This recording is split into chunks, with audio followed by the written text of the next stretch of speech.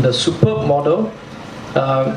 Chinese people, throughout Chinese culture, 5,000 years, always riddled by corruption, right?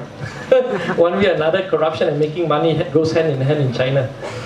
Now, the Hong Kong people did one thing great. They started teaching their kids at the age of 6 or 7 years old in primary 1 to go against corruption. As a result, when I went to university and I met my Hong Kong friends, corruption is no longer in the Chinese psyche in Hong Kong. Yeah? Even if you go today, Hong Kong has always been ranked, despite all the triad movie you watch, Hong Kong actually ranks very well in terms of the corruption index. Now, so this is the way you do it. First, you get the education system in early, you fight corruption at the very, very junior level. At least 16 years later, our kids will go into the market working with the idea that they don't have corruption in their mind. Yeah? It's a cultural problem.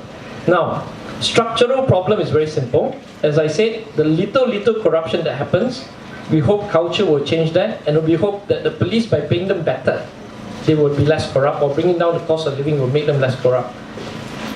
The big issue is political corruption, where businesses has the stranglehold over lawmakers, parliamentarians, on what kind of things to do for them in return for political favor. Yeah? Like in time of this election, my party has a budget about 150,000 per candidate. Yeah? So most of the time the candidate will have to raise their own money, and we go around, we ask donations from friends and all that. So that's about it. Yeah? So if we put 100 candidates, we're spending 15 million essentially for the election. Now, if we had taken a check from a tycoon for $15 million, then I don't have to go around asking my friend to donate, and the party can run the election like that. But if you accept one big check from somebody, you expect to repay him somehow. True enough? I mean, this is the standard thing. No one gives $15 million and asks for nothing in return. Now that is the root of corruption. So how do you break this root of corruption? You break the root of corruption by, first thing, you get the government to fund the election directly. Yeah? The government of Malaysia, you as taxpayers pay the government. Of course, you can't pay to any Tom, Dick and Harry political parties. You must, of course, go through a process where you say, now PAS has been here 40 years, they won some seats and all. That's a legitimate party. The government will give them a grant to fight the election. Yeah? By the same token, the government also should give a grant to the political parties to run their organizations. Yeah? Now, running organizations, I've calculated many times, and I've spoken before on the dialogue. We just use a very simple calculation. Say my political party needs to send one letter a month to my members to inform him of things. That will cost me $1 a month, so that's $12. And then once a year we throw a party where the national convention and come, and we say we plunger them nasi lemak and some lunch. So let's just round it up to $50 per head. If I have 100,000 members, I need 5 million a year from the Malaysian government. So Malaysian government will sign that check of $5 million, and the time of election they'll sign me a $15 million check. Yeah? So basically it costs the government 20 million. Okay? Say election every 5 years, so you got 25 million plus 15 million, you got 40 million. 40 million a year times 5 or 6 political parties that are legitimate big parties, the rest are small ones. Yeah, we're looking at a budget of close to 200 million maximum. 200 million maximum to be spent on political parties over a period of 5 years is very, very small. Yeah? But what it does is it breaks away the political parties from the need to get money from big donors.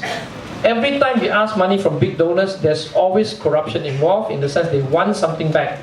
So this system that they devised in Denmark, in New Zealand, practiced in Germany, is the workable and only decent system left in the modern democracy that we live in this world. So we want to adopt that system. We want to adopt the system because this is the bottom line. Huh? For 200 million a year, you make sure all the political parties are well funded, don't need any extra money, dirty money. Okay? And what is the net result? The corruption savings for the country, because at the moment, the corruption level in Malaysia, Barisan Nasional, where the tycoons during this election giving $5 million bags and all that, yeah, packing it up and asking something back. We are losing close to about 30 billion a year in corruption. If you times that 5 years, that's 150 billion. So if you give 200 million to all the political parties, you will save 150 billion. That is a good investment, ladies and gentlemen. Yeah?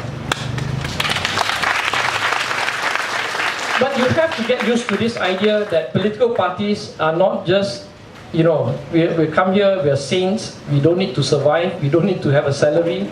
Yeah? You know, you have to get used to the idea that political parties are actually fighting for you. They are fighting policies for you. They are actually part of the government. Therefore, they should be funded by the government. Yeah? Unless we do that, we will forever be dependent on people with a lot of money who can buy favors from lawmakers. And when the lawmakers are compromised, your children's future is also compromised. Okay, let's not let that happen. And that's how we're going to tackle corruption. Okay, thank you very much.